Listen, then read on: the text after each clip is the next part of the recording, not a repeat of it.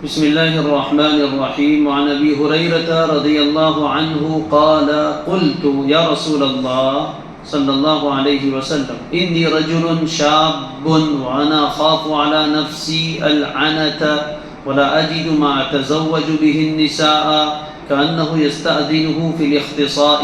قال رضي الله عنه فسكت عني ثم قلت مثل ذلك فسكت عني ثم قلت مثل ذلك فسكت عني ثم قلت مثل ذلك. فقال النبي صلى الله عليه وسلم يا أبا هريرة جف القلم بما أنت لاق فاختص على ذلك أو زر.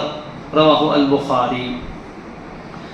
حضرت ابو ہریرہ رضی اللہ تعالیٰ عنہ روایت فرماتے ہیں، ان کے حالات آپ کو معلوم ہونے چاہیے کہ وہ اپنے قبیلے بنی دوس سے نکل کر مدینہ منورہ تشریف لے آئے تھے، اور اس کے بعد پھر نہ ان کا وہاں کوئی گھر تھا، نہ بار، نہ اہل و عیال تھے، نہ کچھ، بے نکاح تھے. مسجد نبوی میں اصحاب صفہ میں سے تھے، وہیں پڑے رہتے تھے اصحاب صفہ سب کے سب، اور ہر وقت آپ علیہ السلام کے ارد گرد رہتے تھے، آپ سے علم دین حاصل کرتے رہتے تھے، لیکن تھے جوان. اس لیے حضرت ابو ہریرہ رضی اللہ تعالیٰ عنہ فرماتے ہیں، میں نے عرض کیا یا رسول اللہ انی رجل شاب، میں بالکل نوجوان آدمی ہوں. رجل شاب، میں نوجوان آدمی ہوں. اور جوانی میں انسان کے اندر کچھ اور طرح کے جذبات ہوتے ہیں، جنسی خواہشات کا ہیجان ہوتا ہے، بیدار ہوتی ہے، اور اس کے دل میں کچھ اور طرح کے جسم میں ہارمونز پیدا ہوتے رہتے ہیں. انی رجل شاب، میں نوجوان آدمی، لہذا مجھے نکاح کی ضرورت ہے. لیکن وَأَنَا أَخَافُ عَلَى نَفْسِي الْعَنَةَ، عَنَةٌ کے معنی مشقت، اور میں اپنے آپ پر اندیشہ کرتا ہوں مشقت میں پڑنے کا.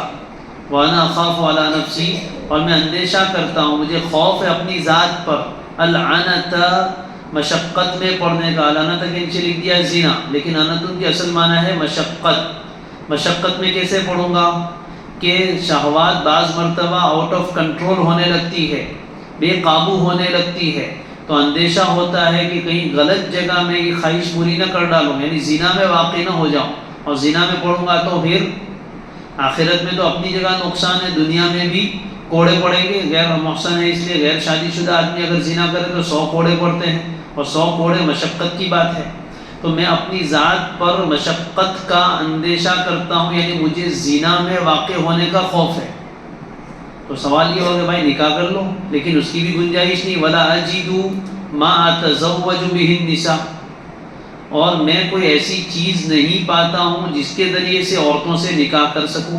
یعنی عورت سے نکاح کرنا ہے تو مہر دینا پڑے گا، اور مہر کے لیے میرے پاس کچھ ہے نہیں، غریب آدمی ہوں، نہ گھر ہے نہ کچھ، نہ مہر کا انتظام ہے، تو میں نکاح بھی نہیں کر سکتا، یعنی حلال طریقے سے اپنی خواہش پوری نہیں کر سکتا. اور ایک طرف جسم میں شہوت زیادہ ہو رہی ہے، تو اندیشہ ہے کہ کہیں حرام میں واقع نہ ہو جاؤں. یہ سب لمبی چوڑی تقریر کیوں کر رہے ہیں حضور کے سامنے؟ کأنہ یستأذنہ فی الاختصاء، ایسا لگتا ہے کہ حضرت ابو ہریرہ نبی صلی اللہ علیہ وسلم سے اجازت طلب کر رہے تھے، پرمیشن لے رہے تھے، NOC طلب کر رہے تھے کہ نو آبجیکشن سرٹیفکیٹ دے دو. کس بارے میں؟ فی الاختصاء، خصی ہونے کی. اختصاء باب افتعال کا مصدر ہے، اس کے معنی کیا ہے؟ خصی ہو جانا. یہ ایک عمل ہے جس کے ذریعے سے ایک انسان کے اندر جو خواہشات پیدا ہوتی ہے اس کو روک دیا جاتا ہے. جیسے جانوروں میں خصی کرنے کا عمل ہوتا رہتا ہے.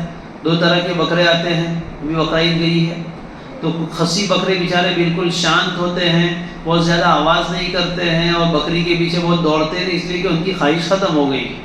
وہ ایک عمل کیا تھا، خصیتیں ان کے دبا دیے گئے تھے، جس کی وجہ سے خواہش پیدا ہی نہیں ہوتی، وہاں خون کا بہاؤ ہوتا ہی نہیں ہے. اور جو خصی نہیں کیے جاتے وہ بکرے بہت پریشان کرتے ہیں. اسی طرح مرد میں بھی اللہ تعالیٰ نے وہی چیز رکھی ہے، تو وہ گویا اجازت مانگ رہے تھے کہ آپ اجازت دیجئے کہ میں خصی ہو جاؤں، اور وہ خواہش پیدا کرنے والا جو عضو ہے خصیتیں، اسی کو نکال دیا جائے تاکہ آگے خواہش ہی پیدا نہ ہو. جب خواہش ہی پیدا نہیں ہوگی تو زنا بھی وجود میں نہیں آئے گا. یہ اجازت مانگ رہے تھے گویا. قال، راوی حضرت ابو ہریرہ کہتے ہیں فسکت عنی، آپ علیہ السلام خاموش رہے. سکت وَأَعْرَضَ عَنِّي، اصل میں ایسا ہے سکت و اعرض عنی، سکت کا صلہ عن نہیں آتا، عن صلہ آتا ہے اعراض کا، آپ نے خاموشی اختیار کی اور میری طرف سے اعراض کیا. سمجھ گئے ترجمہ؟ اس کو بولتے ہیں عربی میں بلاغت میں تضمین. دو فعل ہوتے ہیں، دو میں سے ایک کو ذکر کرتے ہیں، دوسرے کو حذف کر دیتے ہیں. جس کو حذف کیا ہے اس کی طرف اس کا صلہ لا کر اشارہ کر دیتے ہیں. تو سکت و اعرض عنی، سکت کو ذکر کیا، اعرض کو حذف کر دیا، عن اعرض کا صلہ ہے اس کو ذکر کر کے اس کی طرف اشارہ کر دیا. فسکت عنی، آپ علیہ السلام خاموش رہے اور میری طرف سے اعراض کیا، اگنور کر گئے، کوئی جواب نہیں دیا. جی. ثم قلت مثل ذلك، میں نے پھر سوال دہرایا. ثم قلت مثل ذلك، پھر میں نے اسی طرح کا اوپر والی پوری بات دہرائی. فسکت عنی، دوسری مرتبہ بھی آپ نے خاموشی اختیار کی، سکوت اختیار کیا اور مجھ سے اعراض کیا، صرف نظر فرما گئے. ثم قلت مثل ذلك، تھوڑی دیر کے بعد پھر سہبارہ میں نے وہی بات کہی، معلومات تقاضا بڑا شدید تھا. ثم قلت مثل ذلك، پھر میں نے تیسری مرتبہ بھی وہی بات دہرائی. فسکت عنی، آپ پھر خاموش رہے اور اگنور کر لیا مجھے. 3 مرتبہ کوئی جواب نہیں دیا. لیکن حضرت ابو ہریرہ بھی بار بار وہی سوال کر رہے ہیں. آپ علیہ السلام اپنی ناراضگی کا اظہار فرما رہے تھے اس اعراض اور سکوت کے ذریعے سے. آپ بڑے حیا والے تھے، اس لیے ڈائریکٹ فوراً جواب نہیں دیتے تھے. ناگواری کے اظہار کا ایک طریقہ یہ بھی ہے کہ کچھ جواب نہ دیا جائے.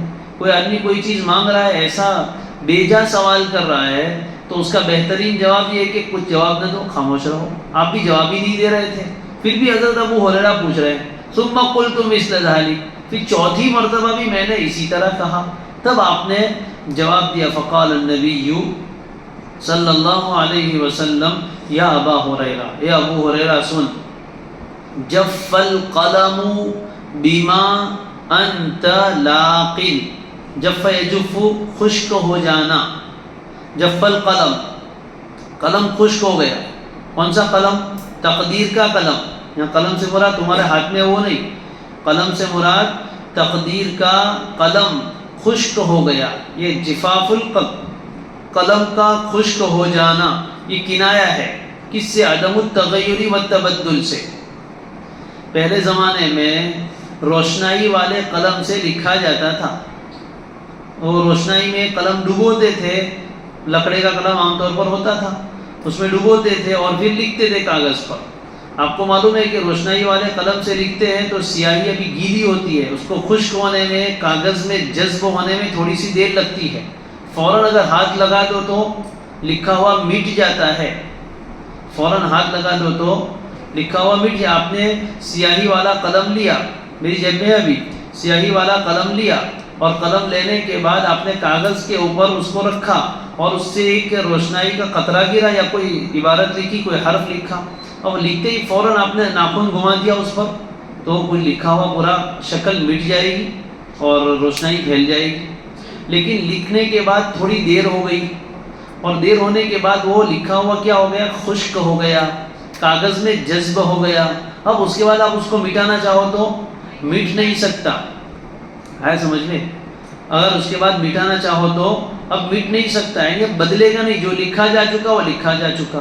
اسی طرح ہمارے یہاں اردو میں ایک کنایا ہے، قلم توڑ دیا، قاضی نے قلم توڑ دیا. قلم ایجا رسید و سر بے شکست. قاضی صاحب قلم سے لکھتے رہتے تھے، جب فیصلہ ختم ہوا تو وہاں زور سے قلم کو دباتے تھے، تو قلم کا نوک جو آگے والا ہوتا ہے وہ ٹوٹ گیا.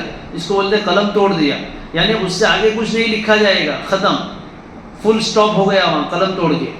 بات سمجھ میں آ گئی؟ تو یہ جف القلم، قلم یعنی تقدیر کا قلم لکھ کر خشک ہو گیا ہے، یعنی اب اس میں کوئی تبدیلی ہونے والی نہیں. کیا لکھ کر خشک ہوا؟ بیما انت لاقی، ان تمام باتوں کو، مال العام، ان تمام باتوں کو لکھ کر جو تو پانے والا ہے. لاقی ملاقات کرنے والا، پانے والا، یعنی جو کچھ مصیبت تیرے اوپر آنے والی ہے وہ تو سب تقدیر میں لکھی جا چکی ہے، اور لکھنے کے بعد قلم خشک ہو گیا ہے، لہذا اس میں کوئی تغیر تبدل ہونے والا نہیں ہے. لہذا اگر تیرے اوپر کوئی عنت مصیبت لکھی جا چکی ہے تو وہ آ کر رہے گی، تیرے خسی ہونے سے وہ مصیبت ٹلنے والی نہیں ہے. اب اس کے بعد آگے فرمایا فاختصی علی ذلک او ذر، ذر معنی چھوڑ دے، اختصی امر کا صیغہ ہے. اب اس بات کو جاننے کے بعد تو چاہے تو خصی ہو جا، چاہے تو اس کو چھوڑ دے ایسے ہی۔ اس کا مطلب نہیں کہ خصی ہونے کی اجازت دی، حضور نے خصی ہونے کی اجازت نہیں دی ہے، شریعت میں یہ جائز نہیں ہے۔ یہ اختصی علی ذالک او ذر، ناراضگی کے اظہار کے لیے کہ جب حقیقت معلوم ہو گئی تو اب کیا کرو، چاہے تو تم خصی ہو جاؤ، چاہے تو چھوڑ دو، جو مصیبت آنے والی وہ تو آ کر رہے گی، تو پھر بیکار میں اس عضو کو کیوں نکالا جائے، آج نہیں تو کل نکاح ہو جائے گا۔ اگر ایک مرتبہ خصی ہو گئے تو ہمیشہ کے لیے اس صلاحیت سے اور اس قوت سے محروم ہو جاؤ گے۔ شریعت نے اس کی اجازت نہیں دی ہے، بلکہ توبیخ کے لیے اور ملامت کے لیے کہ ایسی چیز کی اجازت مانگتے ہو۔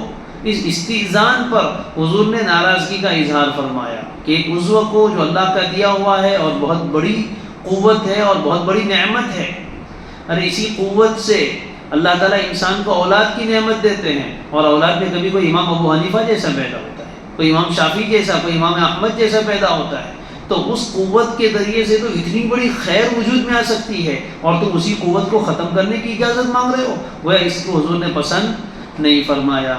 دوسری روایتوں میں اس کا علاج بھی بتا دیا ہے۔ مسلم شریف جلد ثانی پہلا ہی باب کتاب النکاح ہے، پہلے ہی صفحے پر روایت مل جائے گی، یا معشر الشباب من استطاع منکم الباءۃ فلیتزوج فإنه أغض للبصر وأحصن للفرج ومن لم يستطع فعليه بالصوم فإنه له وجاء۔ علاج بھی بتا دیا کہ خصی تو نہیں ہونے کا، تو علاج کیا کرنا ہے، فرمایا نوجوانوں کی جماعت چاہے مرد ہو یا عورت، من استطاع منکم الباءۃ، تم میں سے جو بھی نکاح کا خرچ اٹھانے کی طاقت رکھتا ہے، چونکہ مردوں پر ذمہ داری ہے اس لیے بطور خاص مردوں کو مخاطب کیا، تم میں سے جو نکاح کا خرچ اٹھانے کی طاقت رکھتا ہے، یعنی مہر دے سکتا ہو، بیوی کے نان نفقے کی طاقت رکھتا ہو، اس کو چاہیے کہ شادی کر لے، فلیتزوج، کنوارے نہیں رہنے کا۔ کیوں؟ بہت فائدہ ہے، فإنه أغض للبصر، اس لیے کہ نکاح کرنا انسان کی نگاہوں کو جھکا دیتا ہے، یعنی حرام سے بچا لیتا ہے، اس لیے کہ حلال بیوی گھر میں ہے تو پھر دوسرے کو کیوں دیکھے۔ وأحصن للفرج، اور شرمگاہ کو بہت زیادہ محفوظ کرنے والا ہے، یعنی غلط جگہ استعمال، گھر میں کھانا ملے تو چوری باہر کیوں کرے گا۔ ومن لم يستطع، لیکن جس کے پاس اس کی استطاعت نہیں ہے، قدرت و طاقت نہیں ہے نکاح کرنے کی، مہر کے پیسے نہیں ہے، نان نفقہ نہیں ہے، رہائش کا کوئی انتظام نہیں ہے، یا بیوی نہیں مل رہی ہے، سب کچھ ہے لیکن کوئی لڑکی نہیں دے رہا ہے، تو کیا کرے، فعلیہ بالصوم، اس کو چاہیے کہ روزے کو لازم پکڑے۔ اس کو حکم کیا دیا، نکاح نہیں کر سکتے تو کثرت سے لگاتار روزے رکھو۔ کیوں؟ فإنہ لہو وجا، یہ کثرت صوم اس آدمی کے لیے ایسا ہی ہے جیسے کہ خصی ہو جائے، اس لیے کہ خصی ہونے سے کیا ہوگا، شہوت ٹوٹ جائے گی، شہوت ختم ہو جائے گی، تو مسلسل لگاتار روزے رکھنے سے بھی شہوت ٹوٹ جائے گی، تو مقصد حاصل ہو جائے گا۔ خصی ہو کے بھی تو یہی چاہ رہے تھے کہ خواہش ختم ہو جائے، تو کثرت سے روزہ رکھنے سے بھی چونکہ بھوکا رہے گا تو نفس کی شرارت کم ہو جائے گی اور خواہشات میں کمی آ جائے گی، اور یہ خواہشات کی کمی ٹیمپرری ہے، پرماننٹ نہیں ہے، دائمی نہیں ہے۔ خصی ہوں گے تو ہمیشہ کے لیے یہ خواہش ختم ہو جائے گی، اور اگر روزے رکھیں گے تو جب تک روزے رکھتے رہیں گے وہاں تک خواہش ختم رہے گی، کم رہے گی۔ پھر جب نکاح ہو گیا تب روزہ رکھنا بند کر دو، کھاؤ اچھی طرح، تو پھر واپس خواہش لوٹ آئے گی۔ تو ہمیں جب ٹیمپرری کام چل سکتا ہے تو پرماننٹ خواہش ختم کرنے کی کیا ضرورت ہے، علاج بتا دیا گیا۔